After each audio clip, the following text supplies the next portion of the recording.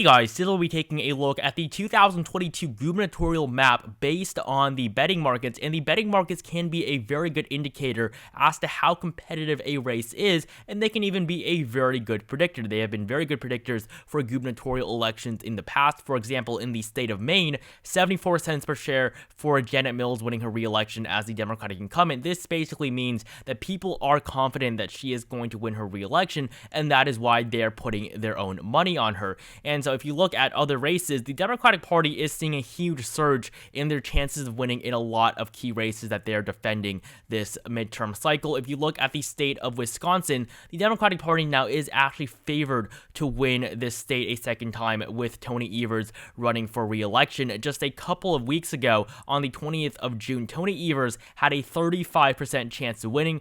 Now he has all the way up to a 54% chance of winning his re-election for a second term as governor of Wisconsin. You take a look at another state like Nevada. This is the most pro-choice state in the entire country, and Steve Sisolak's chances of winning went from 39% on the 18th of June all the way up to 55% where it is now. So the Democratic Party is seeing a huge surge in numbers as we're seeing more and more positive polling data in favor of these Democratic incumbents, and of course the overturning of Roe v. Wade is going to help the Democrats significantly in many of these governor races, because on the statewide level, since the abortion laws are now going to be decided by the individual states, the Democratic governors are going to be the only barrier to the Republican legislatures that want to overturn abortion laws. So looking at this map here, there are a handful of states in which there are simply no betting markets in. However, in all of these states, they're going to vote very solid for the incumbent party. So in these 21 toss-up races that we have, these are the races with actual betting markets up right now, and so we're going to start off with the more solid and likely states. We're going to get through those relatively quickly so we can move on to just focusing more in on the lean and tilt states, the ones that are really going to matter. So how I broke down the margins was basically by the percentage chance of victory that I used based off of the price for one share in favor of either party. So solid is anything over 90, likely is between 75 and 90. So an example of a likely state would be Georgia, and Maine would be lean actually. So between 60 to 75% would be lean, and anything between 50 and 60 is going to be tilt. So example here would be the state of Nevada.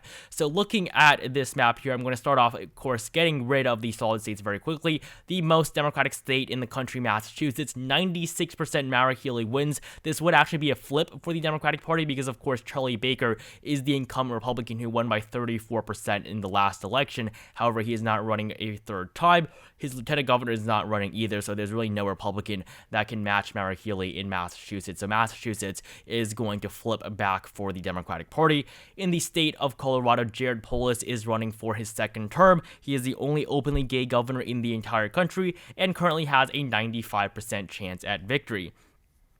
In the state of Ohio, Mike DeWine was able to defeat Jim Renacci in the Republican primary. He only very narrowly defeated the Republican challenges to his governorship, as of course Mike DeWine is a lot more in the moderate wing of the Republican Party. However, after winning that primary, he now has a 94% chance at winning his second term in office. Moving up north to the state of New York in the Empire State, Kathy Hochul has a very solid chance at winning her re-election. She just won her renomination, not renomination, but her first nomination, because of course she only took office earlier last year after succeeding Andrew Cuomo, who resigned, of course, due to his big scandal. On the GOP side, Lee Zeldin was able to win the primary, defeating Andrew Giuliani, but he only has an 8% chance of victory currently in the New York gubernatorial election.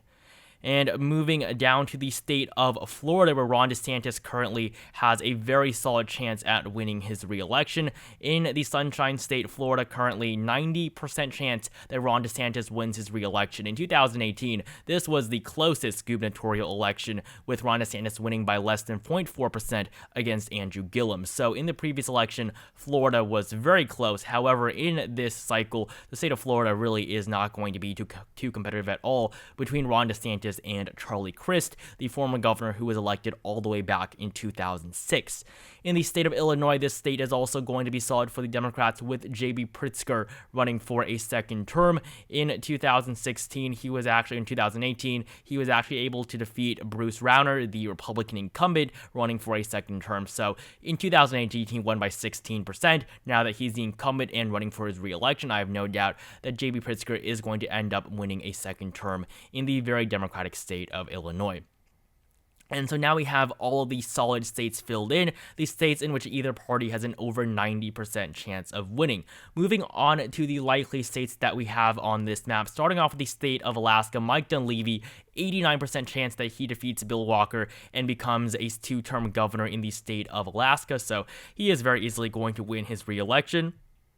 Moving on to the state of Texas, Greg Abbott is also very likely to win his second term in office, defeating Beto O'Rourke. Even though Beto O'Rourke is a strong candidate on the Democratic side, the state of Texas is just too red at this point, and with the overall numbers for the Democrats nationwide being bad, they really don't have too much of a chance at being able to flip Texas on the gubernatorial level, even with Beto O'Rourke as the Democratic candidate. So Texas is going to be likely for the Republicans. The state of Connecticut is going to be a likely state for Democrats. In the state of Connecticut, Len Lamont is running for his second term. He was first elected in 2018 and defeated Bob Stefanowski by a very small margin of just around 3%. It will be a rematch this November. However, Ned Lamont, as the Democratic incumbent, is in a much better position going into his second election. The state of Maryland is also going to be likely for the Democrats. Currently, the primary is a big mess, so at this point, we don't even know who is going to be running against each other on both sides. We're just going to have to wait a couple of weeks for the primary in the state of Maryland, but as of right now, it is going to be a likely Democratic state. They currently have an 85% chance of victory. Moving up north to the state of Minnesota, this one was actually a little bit surprising. Tim Walz currently has a 79% chance at winning his second term. He, of course, was elected by double-digit margins in his previous election, 11.4% in 2018, but this time he has a 79% chance of victory. I think this is a little bit high because Tim Walz, the polling numbers have not been the most solid for him against Scott Jensen. He is still in the margin of error. However, his polling numbers his betting odds numbers here have been improving over the last couple of days as a result of the Supreme Court ruling and just the overall energization of Democratic voters nationwide. So in the state of Minnesota, it is going to be likely for the Democratic Party. The state of Michigan as well, with Gretchen Whitmer running for her second term in office. In 2018, she won by 9.6% against Bill Schuette. It was a very strong margin for the first term governor, and in 2022, she also has a 79% chance at victory. I mean, at one point in time, her re-election was very much in doubt. Gretchen Whitmer has not always been the most popular governor, and if you go back just a couple of months ago, it was a very close race between John James and Gretchen Whitmer. However, John James was disqualified from appearing on the ballot in November because he did not submit enough valid signatures to appear, and so that is why the GOP primary, a lot of the major candidates were just simply kicked off the ballot.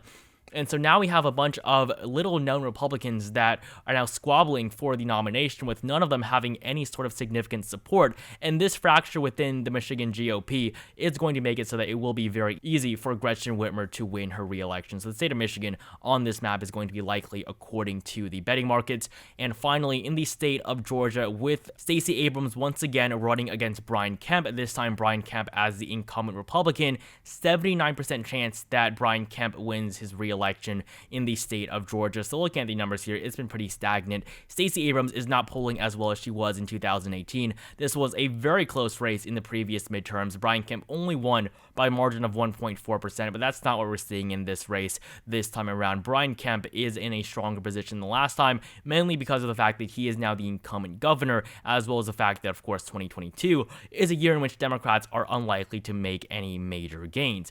And so now we have all of the solid and likely states filled in on this map, and now we have just 8 toss-up races with margins in the lean and tilt range for the betting market. So these 8 states, I mean, the most surprising one obviously is the state of Oregon. I think that state of Oregon being in the lean column for the Democrats is relatively worrying for the Democratic Party, especially in a state that is so blue. So starting off with the lean states on this map, in the state of Maine, Janet Mills is running against Paul LePage. Paul LePage is the former governor elected in 2014 and 2010. So Paul LePage was reelected in 2014. He could not run for a third consecutive term in 2018, so Janet Mills became the Democratic governor of Maine. However, he can run for a third non-consecutive term, and that is exactly what he is doing. If you look at the polling in this race, Janet Mills has been dominating over Paul LePage. It is still relatively close, but Janet Mills is the clear favorite, and currently she has a 74% chance at winning her re-election,